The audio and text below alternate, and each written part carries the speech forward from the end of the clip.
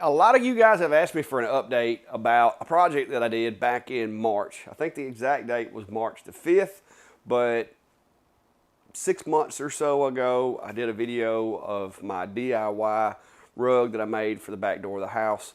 It was one of those things where I had tried engraving on some of these, it's kind of like a coconut mesh or whatever, the little grass type rugs, and that ended in fire. Okay, so I wanted to make a custom rug for the house, but at the same time, I didn't want to risk fire. So I come up with a way, after seeing a lot of them at like Hobby Lobby and places like that, I come up with a way of using some Gorilla waterproofing patch, and this is the stuff right here.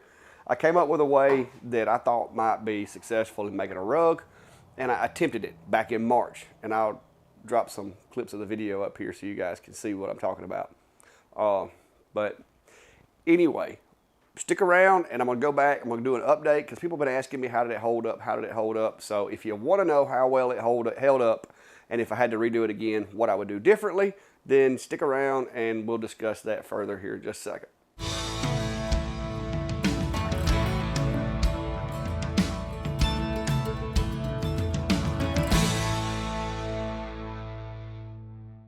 All right guys, so I'm gonna do a little comparison here.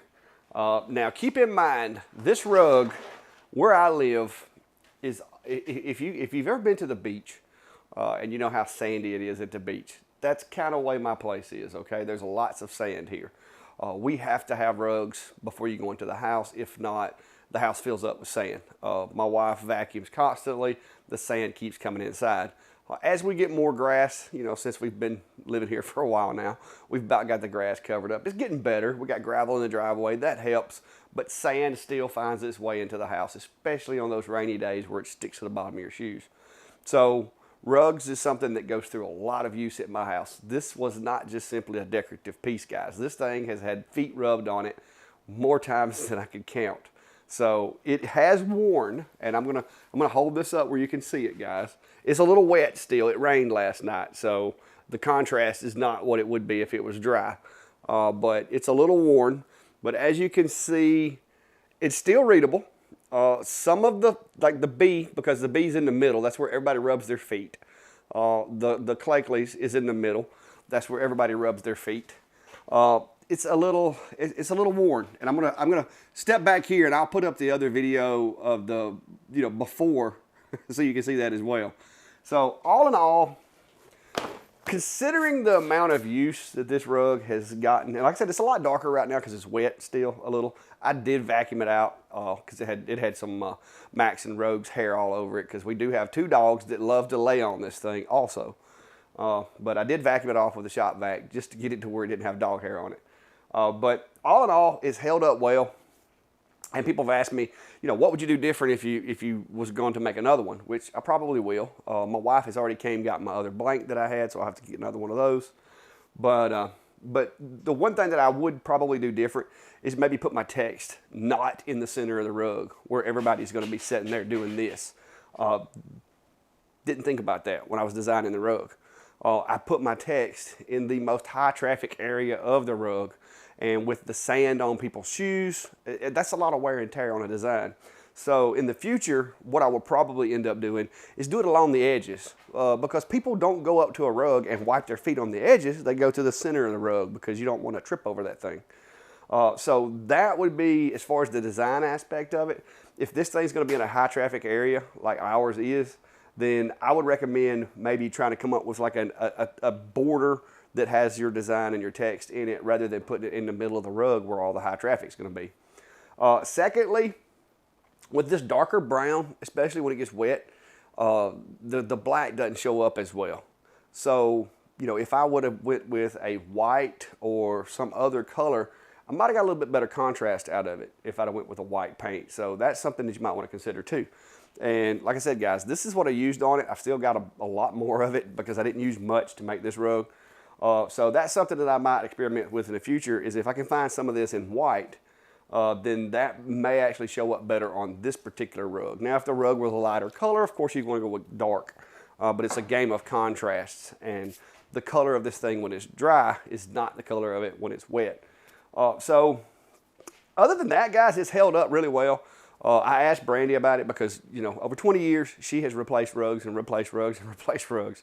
And she says that it has lasted, as well outlasted any of the ones that we typically buy, whether you get them at Walmart or, you know, the hardware store or wherever.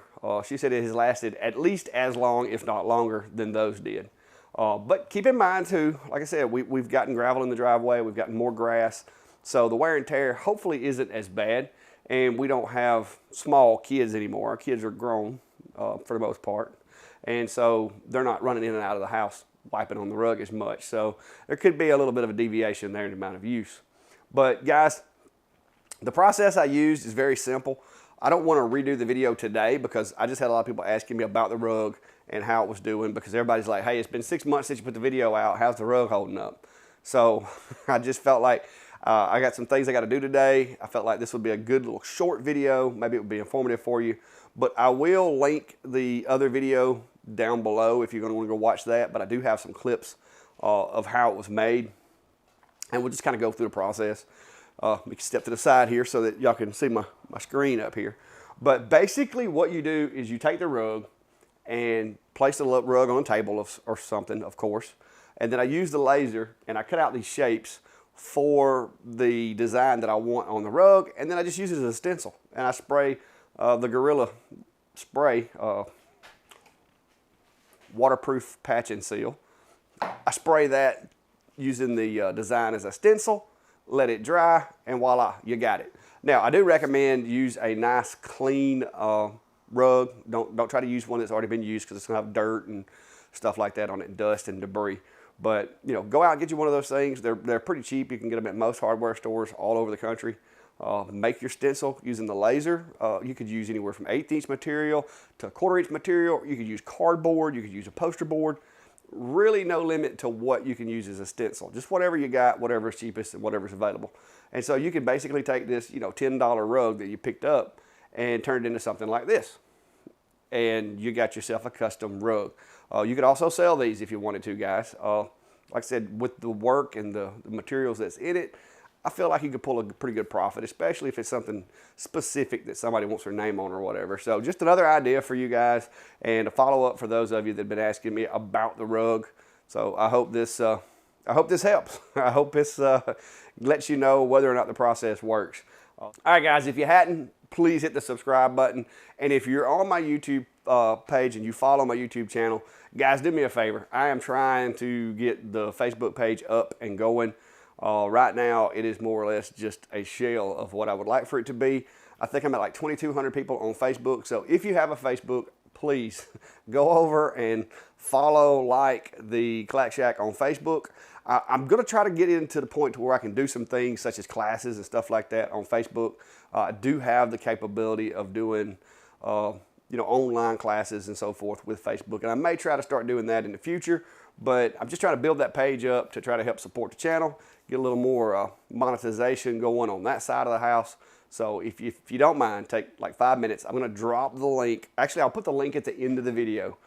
That'll have a link to my Clack Shack Facebook page. Just click that link, guys, hit the follow, and that would be much appreciated. So until next time, guys, be safe and have a good day.